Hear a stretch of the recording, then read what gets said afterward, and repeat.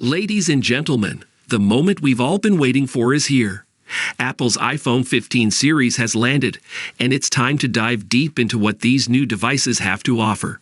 Now, if you're one of those proud owners of the iPhone 14 Pro Max from the past year, you might be wondering, is it time to make the switch? Well, we've got answers for you. In a nutshell, the answer is no, not really. While there are some intriguing improvements, none of them seem to be groundbreaking, like the 120Hz screen on the iPhone 13 Pro or the 48-megapixel camera on the iPhone 14 Pro. But hey, we're not here to be party poopers. Whether you're a dedicated iPhone fan, treat yourself annually, or just want to stay in the know, we've got you covered. So let's delve into the differences between the iPhone 14 Pro Max and the brand new iPhone 15 Pro Max. But before we start, like and subscribe to our channel, Tech Crave, for more amazing content. Let's get started. Design and size. In 2023, Apple did not alter the design of its iPhones significantly but introduced a new brushed titanium finish for the iPhone 15 Pro and Pro Max, offering a lighter yet durable build. These models feature thinner bezels for a slightly higher screen-to-body ratio. The mute toggle is replaced by the action button, which can be customized for various functions. Notably, the iPhone 15 Pro and Pro Max adopt a USB Type-C port for faster data transfer, USB 3 speeds, while non-Pro models remain with USB 2.0. This change addresses EU regulations and allows faster data transfer, but requires an optional USB 3 cable for compatibility. In any case, this is definitely much better than the connector of the iPhone 14 Pro Max and its USB 2.0 480 MB speeds. Yes, that is a $1,099 phone. Display differences. We have mostly the same screens on both devices. Samsung made OLED panels that have the dynamic island cutout on top, 120Hz refresh rates, and 2000 nit max peak brightness. Do you ever need that much brightness? Possibly not, but Apple is using it for headroom so it can display HDR videos and photos comfortably, no matter your ambient lighting conditions. The other numbers haven't changed. Same 6.7-inch size, with the same 1290 x 2796 resolution and a 120Hz ProMotion refresh rate. Apple has found what it's comfortable with, and in fairness, it works. Performance and software. The iPhone 15 Pro Max boasts the Apple A17 Pro processor, built on a cutting-edge 3nm process, containing 19 billion transistors. This chip delivers a 10% boost in CPU speed, introduces ray tracing capabilities to the GPU, and offers machine learning-assisted upscaling for high-resolution gaming. While the 18% increase in operations per second compared to the A16 Bionic sounds impressive, real-world performance differences require benchmark testing. One notable achievement is that the A17 Pro has enticed game developers to bring console-grade games, including Assassin's Creed, Mirage, to the iPhone 15 Pro. However, it remains uncertain if these games will be exclusive to the Pro models. The iPhone 14 Pro Max, powered by the A16 chip, continues to be exceptionally fast, and its longevity is assured as the A16 chip is expected to feature in the non-Pro iPhone 15. Apple's commitment to updating older devices ensures both the iPhone 14 Pro Max and iPhone 15 will receive iOS 17 simultaneously.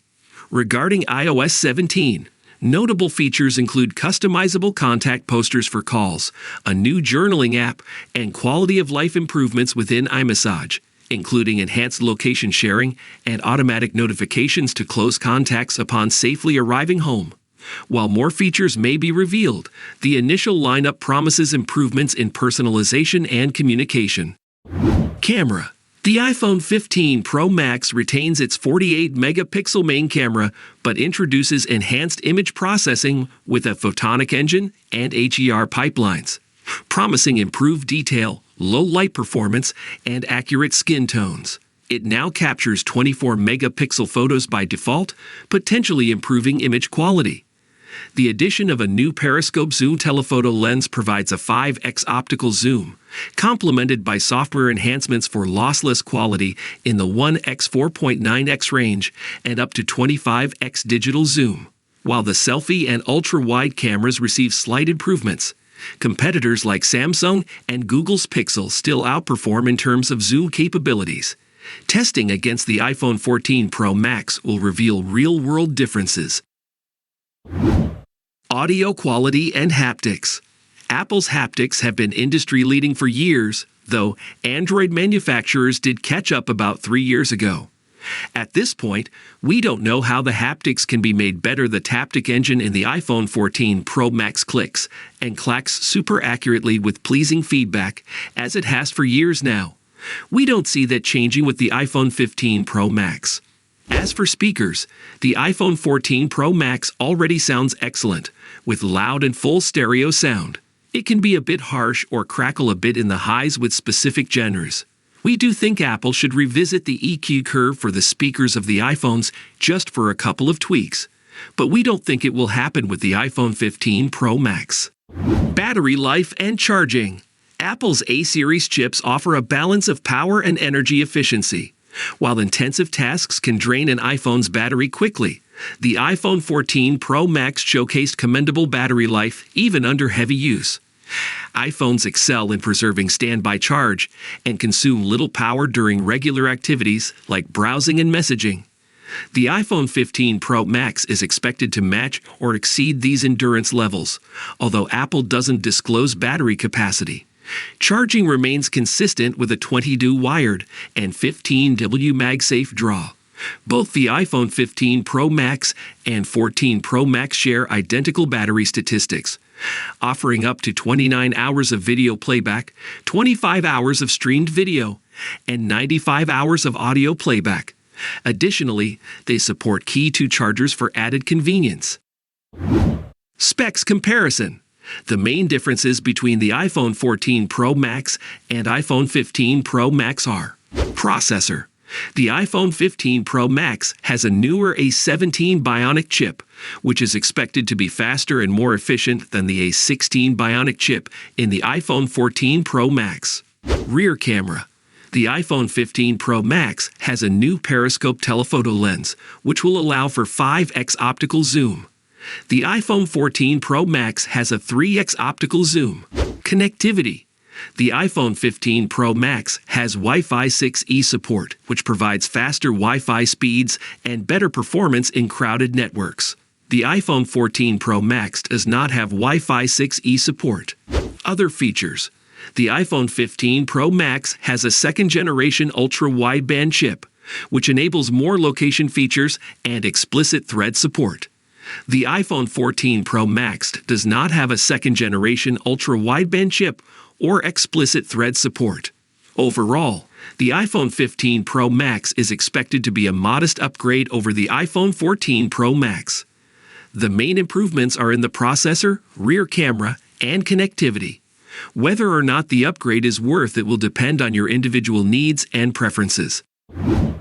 Summary and final verdict. If you're currently using an iPhone 14 Pro Max, you should feel quite satisfied. Upgrading to the iPhone 15 Pro Max might not be essential or bring a substantial improvement, unless you have a strong desire for the optical zoom and USB 3 speeds, which can be particularly appealing if you use your Pro iPhone for video recording. In fact, we anticipate recommending the iPhone 14 Pro Max as an excellent budget super premium phone once its price drops with the release of the iPhone 15 Pro Max. However, it's important to note that the iPhone 15 Pro Max is undeniably shaping up to be an exceptional device. If you're currently using an older iPhone, especially the iPhone 12 or earlier, upgrading to the iPhone 15 Pro Max would be a significant and impressive leap. Likewise, if you've never owned an iPhone before, the iPhone 15 Pro Max would be an outstanding starting point. Choosing between the iPhone 15 Pro Max and the iPhone 14 Pro Max depends on your current device and needs. If you're already on the 14 Pro Max, an upgrade may not be urgent. Are you considering the upgrade or sticking with your current phone? Share your thoughts in the comments, and don't forget to like and subscribe to our channel for more tech-related content. See you soon.